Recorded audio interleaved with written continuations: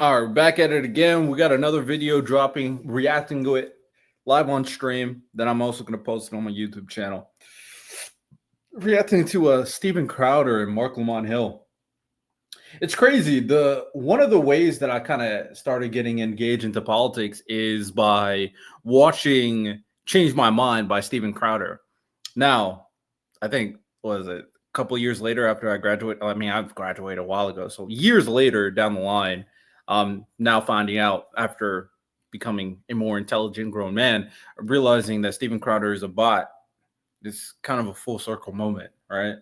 All right, let's get right into Steven Crowder versus Piers on free speech. Is going to advocate on being racist.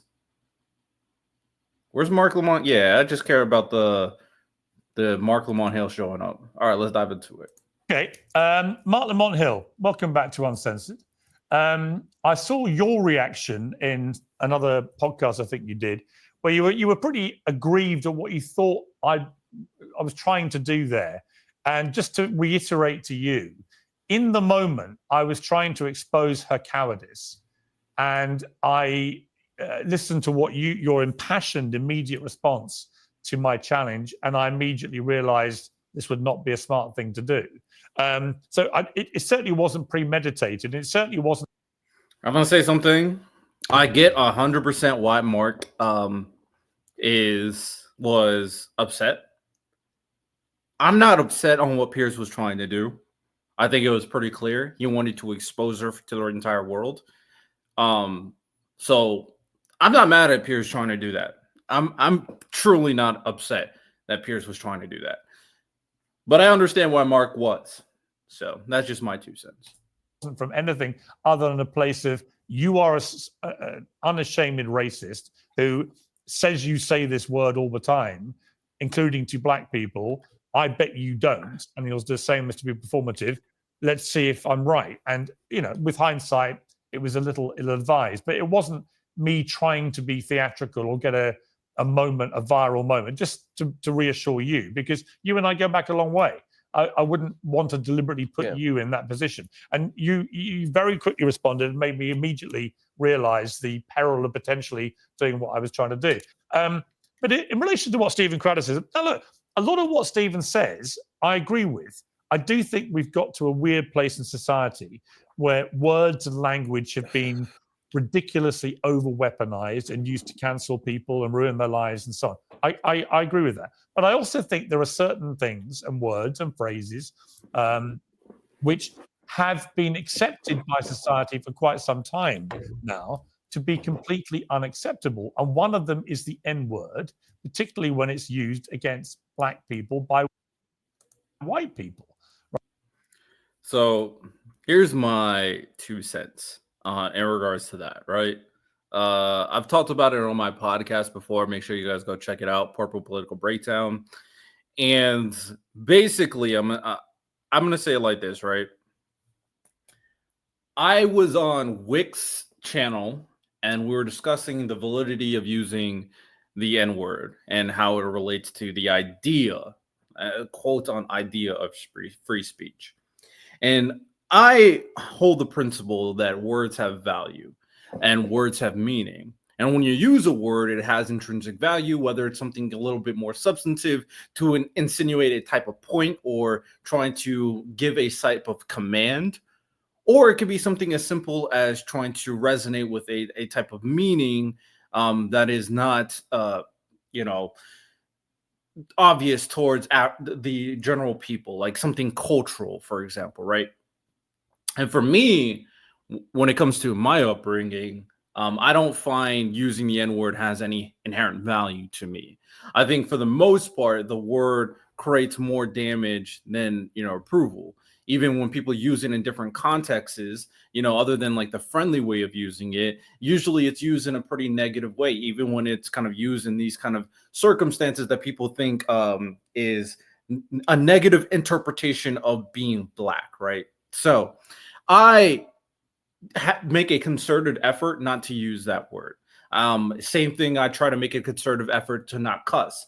But there are situations, there are circumstances in my life that, yeah, something's going to slip out. And if it slips out, it slips out. But I feel like the word inherently and using it has no value. And anytime someone tries to use the word, especially if they're not black, they're just using the word because they're edgy. Now, if the vernacular is part of your everyday kind of cultural setting, then understandably that is something that you're comfortable with. And that's not, you're not going to embed that out of them. But if you're not a part of that setting, then you are not using the word with any inherent value other than seeming edgy. So there's no value of using the word inherently, right? So put it simply, if there's no reason for you to use the word, then don't use the word. And the idea of free speech is lazy rhetoric to allow you to say what you want so you can get a reaction out of the other individual. Because what these people want is they want either the reaction or the acceptance, or they want to be embedded in the culture that they assume is aligned with the language that is being used. We see it all the time too. Like, for example, when people use big words, they don't know what they mean so they can seem smarter. It's the same type of principle.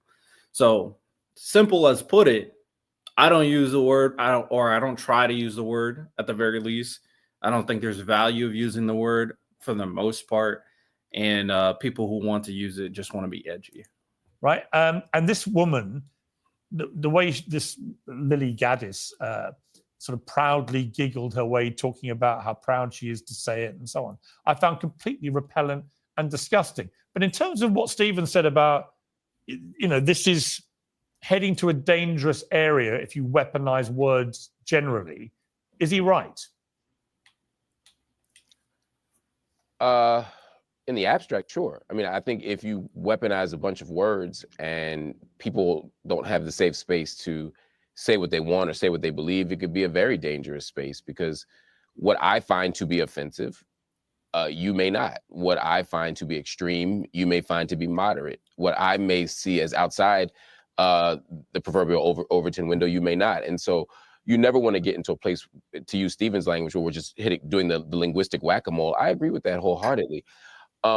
But I don't think that's what's at issue here. I think there are a few things. You all said a bunch of interesting things that I want to that I want to get at. The first thing is, I guess, to Stephen's initial point about my self-emasculation. At the thought, I wasn't melting down, as some on the right have said, because I was afraid that this boogeyman N-word was going to pop out of her mouth and I was going to fall away. That wasn't the point at all. I think you actually characterized it properly, Piers. I was frustrated not at the looming threat of the N-word coming out of her mouth. It was at the spectacle that I felt like in that moment was being created that was wholly unnecessary. And again, I don't think you were doing it intentionally at my expense, but we're all hosts. There's a moment where you got somebody on the ropes, and we know it's a good moment. We know it's a big moment. And getting a white person to say the N-word, it's like A Few Good Men. It's like, did you order, it's a Jack Nicholson moment, right? If you can get them to do that, that's a big moment. And I get that. I guess my point at the time was, it's not the smoking gun that we think. White people don't lie about using the N-word. They lie about not using the N-word. If she already said, I use the N-word in private. So no one pretends to use the N-word when they don't. So I actually didn't think that we needed that confession out of her. For me, as far as the other point here, I don't accept Stephen's analysis here of the donations to the campaign. Even if he is right that people were donating out of some political reaction to our hypersensitivity as a society, that's the wrong person to do it to. Do it to the person that's getting doxxed because they made a mistake 10 years ago. Do it to the person who rapped the N-word, on Gold Digger, and suddenly it has lost their ability to go to college. There's all kinds of people who I completely get, and I completely agree with what he's saying. If you guys want to establish a movement to ensure that this cancel culture is not ruining people's lives for something that inherently people deem is like not a big deal, right? Then at least put it towards a good cause, right? We're not all going to agree to something, but giving a very clear racist woman money kind of coincides with the idea of a lot of people just either want to be edgy or they want to be racist. And it seems like an attack on Black people and Black culture is the not even perception, it is the reality. For He sure. might say, even if we don't agree fully on the context, who we could say, hey, is a better example of the cause. But as you said, Piers, this is somebody who was using the word in the exact context that we're afraid of, or not afraid of, in the exact context that we're frustrated about, in the exact context that we think it's being used in. And so to dump money, almost $800,000 into her coffers, it ultimately rewards her for using that language. Imagine if an arsonist were to set a building on fire, and all three of us agreed that that arson should not get the death penalty. I think we probably all agree on that. But if we were to then take $1 million and dump it in their GoFundMe to fund the arsonist's legal defense, and now they get off, is that the right way to do it? Is that the right call? There might be other ways to do it than to fund the person who's done something. Mr. Crowder has very politely raised his right hand to speak, which I think is a rare example of good manners on this program. So, Stephen, your response.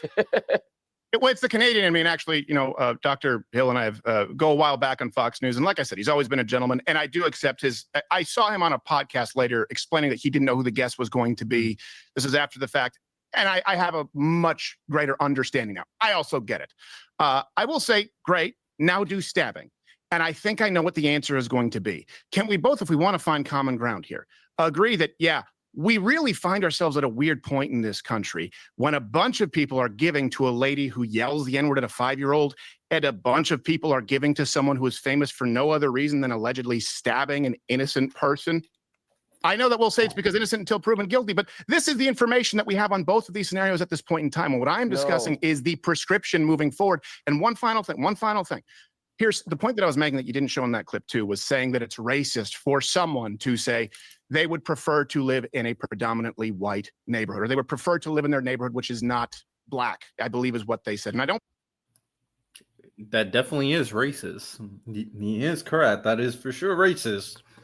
I know exactly what he's going to argue, but then I'm going to let him argue it. Then I'm going to tear that bullshit argument apart. Let's go. Go ahead. I don't believe it was necessarily her. I believe there was a man on the panel who said that, but you do. And I'm not going to attribute racism in your heart because only 4% of the population where you're placed in Los Angeles is black. I think we need to stop attributing and imbuing hatred. And I think we need to stop empowering them. But we do find ourselves at a point in this country where neither of these give, send, goes would have blown up if it. One of the tactics that the right tries to do is try to equate unequatable situations. In regards to what Crowder is saying, it's very easy to debunk. Very easy. If your argument is that there's two ways to argue this, right? One, I want to be around people that are like me. Okay, fine, very reasonable. Sure, I'm not going to tell you where to live. You want to be people that's close to you. This is the same kind of idea of like being around people that is your family. You want to be around your family, of course. You just want to be people like you. You want to be in that type of neighborhood. That's fine. Articulate it as such. You don't need to say, I want to be away from black people. Just say, oh, I just want to live in neighborhoods with people more like me and more like people like my family. That's just what I want. Nothing against black people, Hispanic people. I just want to be around that. The same black people do that. Indian people do that. Chinese people do that. They want to be around people that's like them. Fine. I don't really care. I don't give a shit. Second way you could argue it is I don't want to be in a neighborhood that has potential crime, right? Now, of course, a lot of people allude to the idea that black people commit most of the crime in America, and I'm not really going to focus on that in the context of what I'm arguing right now. If that is your belief, then at that point, it is racist when you just assume that a neighborhood filled with black people is a crime-riddled neighborhood. That's racist. There's no other way. You're presuming a type of identity, a negative one, towards a race of people. That's racist. Better way to argue that is that I don't want to be in a neighborhood that is filled with crime. Nobody wants to be in a neighborhood filled with crime. But the fact that someone makes an argument that I don't want to be about a black neighborhood, that's racist. So you could say two things if that's what you want. I want to be in a neighborhood filled with people like me, or I don't want to be in a neighborhood filled with people with crime. But the moment you say, I don't want to be in a neighborhood filled with black people, that is racist. You know how easy it is to do the first two things that I just said? It's not hard. So these arguments that people like you try to make, you guys are trying to escape from the reality of what is being truly said. And that's lazy. And I'm not stupid. So I can point it out pretty easily. that it existed 10 years ago. Why? How'd we get here?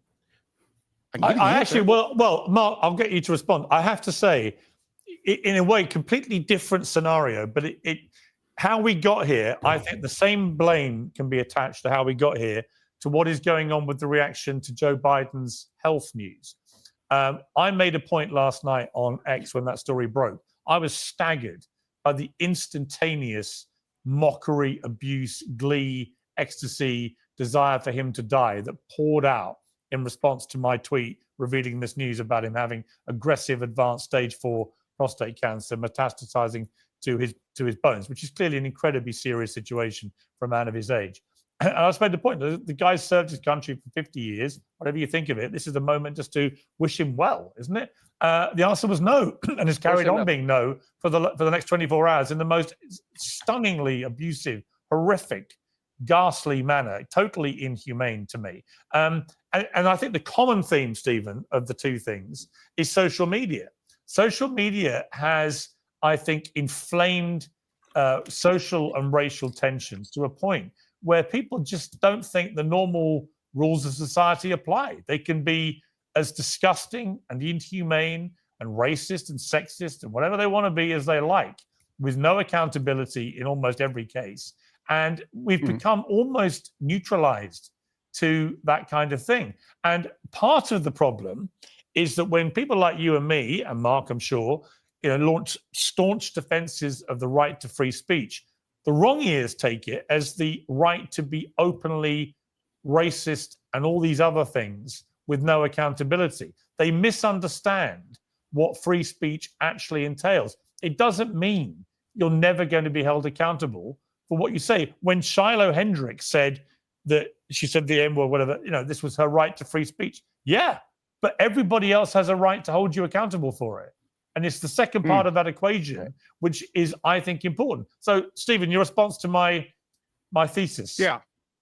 Yes, I disagree. I think social media is a part of it, but I also don't think that we're dealing with an accountability culture as far as the country. I think we're dealing with a false accountability culture as far as the media and those in the establishment. You have myself, for example, who was demonetized, throttled on YouTube for simply using the term lesbi queer, someone who referred to themselves as a lesbi queer. It was a quote. Then moved over to Rumble, and after the Exodus Diageo, in charge of 80% of the world's advertising, told Rumble that it wasn't enough to demonetize myself, but that they wouldn't. Boo-hoo! I'm not allowed to say derogatory terms. Boo-hoo! Boo-hoo! I don't give a fuck. Let me be honest, there's so many things you can say in the world. Just don't say the derogatory term. I mean, I don't. Like, am I supposed to feel sorry for you? I don't know what you want.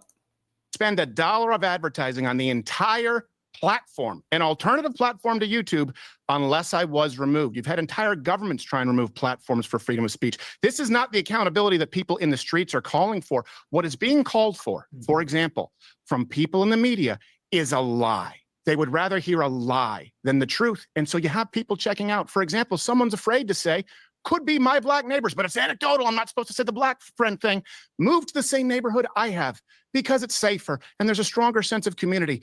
But if you want me to lie to you and say, I picked that neighborhood and it just so happens to be more mixed or more white, but my neighbor's a former Dallas Cowboy, you can demand a lie, but the media is demanding the lie, not the American people. It's just such a lazy take. It's such a lazy take. I am in no way concerned going down to a black neighborhood because I do it to the tune of hours, hundreds of hours of footage and hundreds of millions of views discussing these issues. The challenge I run into is when someone else, a third party, wants to play a game of telephone and tell them that it's racist. You can go and watch. I had not one, not two, but 10 people in this installment say, yeah, I think all lives matter. I think anyone who says that's white supremacy is out of their mind. They don't speak for us, the black community. I'd never know that unless I had that conversation with them. Very few people are doing it. You're demanding a lie of people. Okay, Mark, your response. Lots of things. Again, first, I think Stephen is, and I don't assign to you any ill intent, But you're comparing apples and oranges here when we talk about the Carmelo Anthony and the racist woman, I can't think of her name, video. Lily Gaddis. I think, as you pointed out, Charlotte all day. Hendricks. No, not Lily Gaddis, but you're talking about Charlotte Hendricks. Yeah. Charlotte Hendricks. Yes. When you talk about context, I think we have to look at context in the context even of these GoFundMe's, right? The people who are funding Carmelo Anthony, you can tell this from the comments. This isn't my guess. They're not saying good job. They're saying, we don't believe that you're guilty. We don't believe that you've gotten a fair legal process. And so we're sending money to make sure that you get a proper legal defense because we don't believe that you are guilty of this crime. That is what they're saying. Now, you and I may look at the evidence and come to the same conclusion or a different conclusion, but they're not attempting to reward the behavior. They're attempting to challenge a system that they feel like is misrepresenting the behavior. In the case of the N-word and this woman, right, Charlotte, what's happening is quite different. They're not saying, hey, we feel like she's taken such a loss from her free exercise of free speech that we want to reimburse her for that. That would be a different argument. I still wouldn't want to do it, but that would at least be logically and morally consistent. When you look in the comments and when you talk to people who are funding that campaign, they are literally shouting the N-word. They are literally echoing the racial epithet.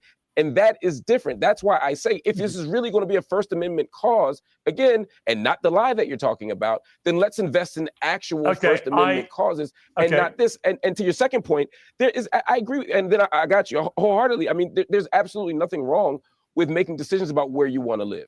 But there's a huge difference between saying, I want to live in a statistically safe neighborhood, or I want to live in a historically safe neighborhood, and I don't want to live around Black people under any circumstances. Bingo. Circumstances. And again, the latter is what came out in our conversation on the show the last time. And we're melding those two things as if they are the same and then acting as if there's just no room for a white person or a Black person for that matter to exercise any radical honesty about where they want to live. I ain't met a person yet that doesn't want to live in a safe neighborhood. I want to live in a safe neighborhood. I also want to live around Black people. People can make their own choices, but let's not pretend they're the same thing. Okay. We've got to end it there. Yeah. I would say, in answer to your question, Stephen, I would say in both the GoFundMe cases, I think it's wrong. I think the stabbing is worse than a word. I think the intentions on both sides are actually again. Steven Crowder's only here to protect an agenda. Both things are wrong. Just because the one's worse doesn't make the other one right. What's the point of bringing that up? Yeah, they're unequivalent, but we're focused on the people supporting. The people supporting either is not okay. Now, I don't know any information about the stabbing, so I can't speak on whether or not it was self-defense or whatever. I have no idea. But I'm also not defending at the same time. So that's all we got for that one, it seems. Nope, I guess they're continuing. Malevolent, wrong. They're not doing it out of any great sense of social justice or anything. They're doing it because they're taking a side based on skin color in both those stories, I think. So I think murder is worse than yelling. Yeah, listen. I think allegedly stabbing someone to death is worse. Crowder, stop being a fucking idiot. Using railroaded is a worse outcome than getting held accountable for using the N-word. Yeah, but it's all about the framing. No, but Stephen's point is that one is worse than the other. I don't think we can end this on this, Pierce. I can take 30 seconds here. If we're talking about accountability, so are you against catch and release? That framing suggests that the money is going for the behavior. Are you against the discount under $1,000 or less where a shopkeeper has to close down because of the name of systemic restorative justice? Are you against cash and release? Are you against cash bail? Are you against the idea that people can shoplift and not be held accountable for their actions? Let's talk real accountability for actions and not false accountability for words. It sounds like Steven Crowder is trying to attack Black people.